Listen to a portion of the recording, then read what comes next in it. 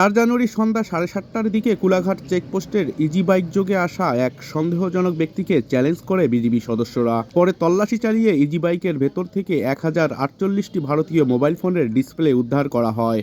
লালমনিরহাট সীমান্ত এলাকায় বিশেষ অভিযান চালিয়ে বিপুল পরিমাণ ভারতীয় মোবাইল ফোনের ডিসপ্লে সহ একজন চোরাকারবারিকে আটক করেছে border guard Bangladesh. Lalmonirhat battalion 15 বিজিবির সূত্র জানায়, গোয়েন্দা তথ্যের ভিত্তিতে কুলাঘাটের বিশেষ ক্যাম্পের চেকপোস্টে অভিযান পরিচালনা করা হয়। অভিযানের সময় সীমান্ত দিয়ে অবৈধভাবে আনা ভারতীয় মোবাইল ফোনের ডিসপ্লে পাচারের চেষ্টা করা হচ্ছিল।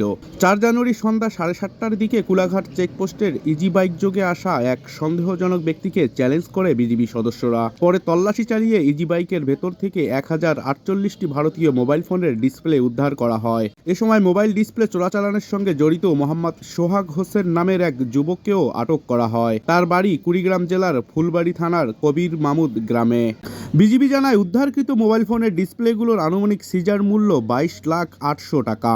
আটক ব্যক্তির বিরুদ্ধে লালমনিরহাট সদর থানায় মামলা দায়ের করে উদ্ধারকৃত মালামাল সহ তাকে থানায় হস্তান্তর করা হয়েছে। এ বিষয়ে 15 বিজিবির কমান্ডিং অফিসার লেফটেন্যান্ট কর্নেল মেহেদি ইমাম পিএসসি বলেন, চোরাচালান দেশের অর্থনীতির জন্য মারাত্মক ক্ষতিকর।